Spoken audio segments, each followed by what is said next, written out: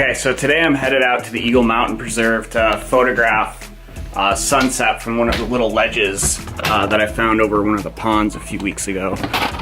So I got about 3 hours to get there and get set up.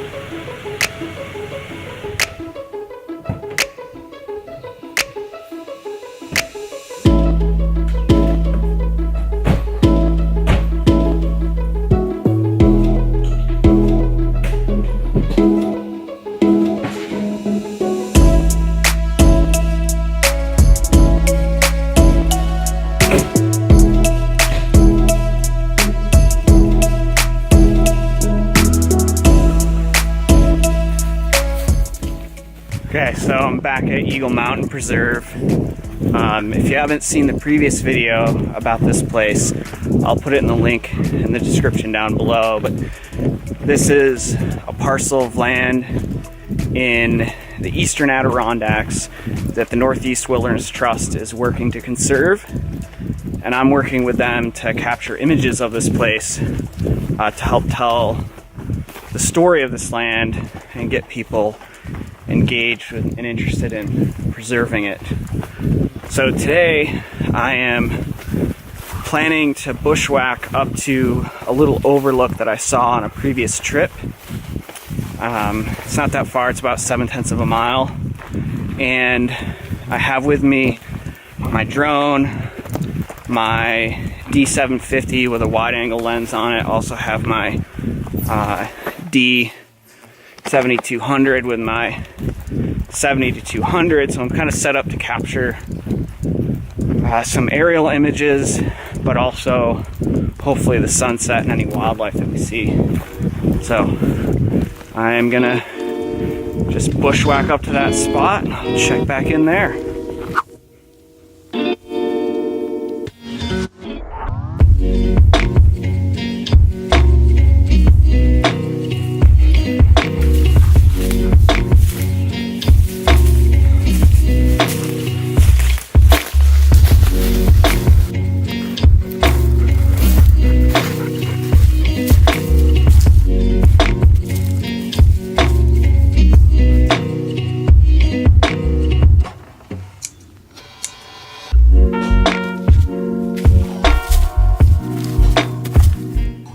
Okay, so I made it up to the little lookout that I've been planning on visiting here and scouted from the pond that's just below here.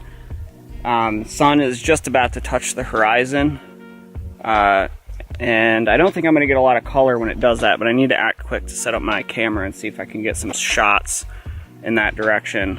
It was a beast to get up here.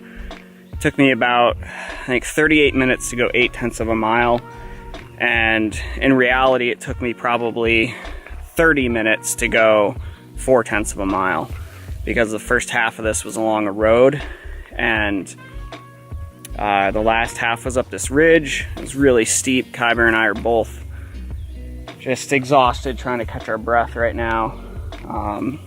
So I'm gonna get the camera set up, try and get this shot, and then see if maybe I'll put the drone in the air.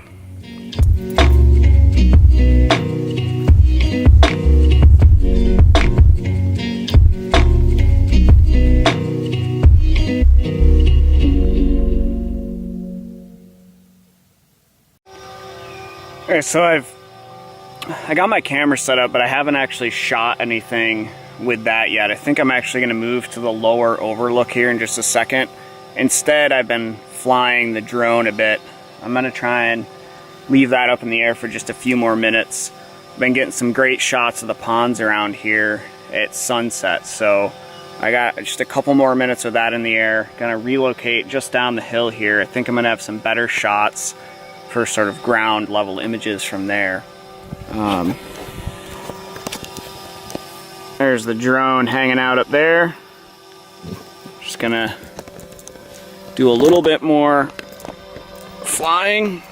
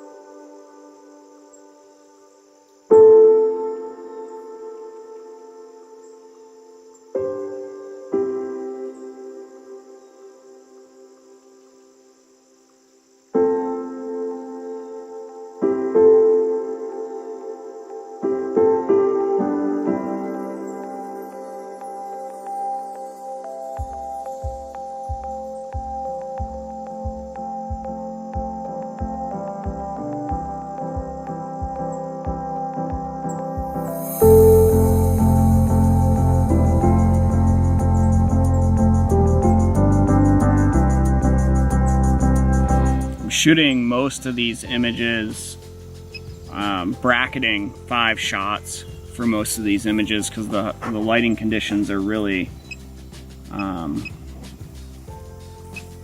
really harsh right now, trying to get that sky and the foreground as well, which in this case a lot of the foreground is in the shadow of mountains. And with a drone I don't really have an option to use a graduated neutral density filter on the lens to even that out, so I have to force into this bracketing, and I'll combine those together in post-processing to get my final image. And the image quality that you get off of these drones is really quite incredible. It's a lot it's a lot better than you might expect. The sensor on this particular drone, the DJI Phantom 4 Pro, is the same as the camera that I'm videoing on, which is the Sony RX100 Mark III, a slightly older version.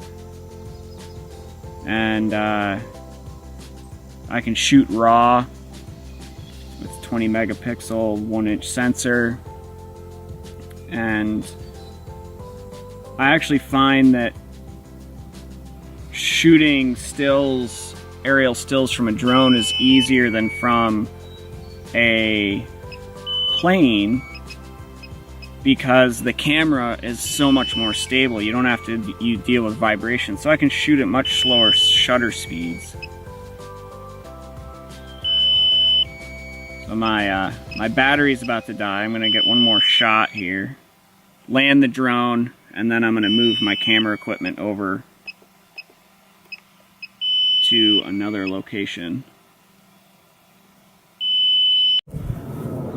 Okay, so I'm set up at my second location. I actually passed this spot on my way up and I thought, man, this is a great view, and you know, the higher ledge must have a better view, but that really isn't the case. So I want to show you what I'm working with right now. I got a little bit of light on the horizon. Unfortunately, earlier today there's a lot of beautiful clouds in the sky, and I thought I would have those in my sunset composition tonight, but anytime with landscape photography, it's so hard to predict what's going to happen. So no clouds in the sky, but a little bit of light on the horizon, and I got one of the ponds in the foreground. So check this out. So we have the pond down there with this beautiful colors on the horizon above. So I'm going to try and capture all of this in one shot.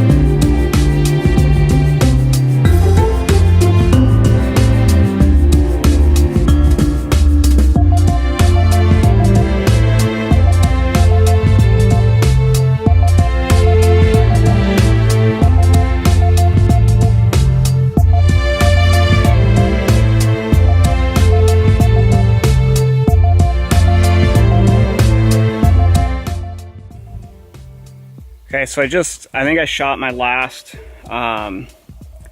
image for the day, my final composition. I really like this. I think this is my favorite one. I'll have put it up on the screen by now so you can see. And the way I created this was by taking a portrait orientation and stitching 5 images together to create a wider angle landscape image. And I really like using that technique, especially with this particular lens that I have on, which is the Nikon 18-35. And if we just look at what I have on the camera here, couple of recommendations for shooting landscape photography, sort of must-haves. First is an L bracket. This is really handy. It allows you to quickly switch the camera from a portrait to landscape orientation. So you can mount this into your tripod on either side. The other thing I'm shooting with, and you'll have seen in my other videos, is the Lee filter system. And in this case, the only filter I have in is this 0.9 ND soft edge graduated neutral density filter, just to balance out that bright sky with this dark foreground. And I particularly like to use the soft edge when I have trees and other things that are in that area as well. It makes for a more natural gradation from one area to another. So that's what I have set up, my camera set up. Another nice piece of kit that I really like is this Mindshift Gear filter hive. If you look inside, this is where I keep all of my filters and filter accessories. I can take the filter holder off and store it sort of in the front section here. Also, these they're sort of lens caps that go over the adapter that threads onto the end of your lens. So rather than having to take that adapter on and off this lens all the time, because I almost always shoot with this filter system on it, I can just snap this over top of that. So this is a really nice piece of gear, and I like that it has a little strap. You can mount it right onto your tripod and zip that up, and all of your filters are right there and everything is safe. So I'm gonna finish packing up my gear and start heading down. The light is really starting to fade. I think I might be able to get some of this bushwhack done before I need to pull out a headlamp, and I'll see you back in the truck.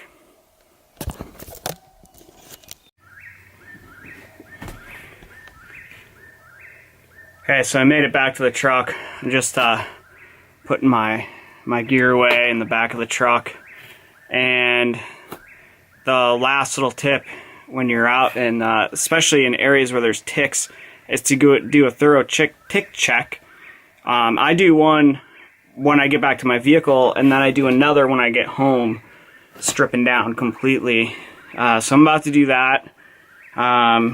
And finish packing up my stuff and heading home. So I hope you enjoyed this video. My goal of these videos is to give you a little bit of insight into how I work as a landscape and conservation photographer, and the work that goes into creating these images, and the challenges that I face, and the joys that I have through that process as well. So if you like this video, please hit that like button down below. That really helps me out.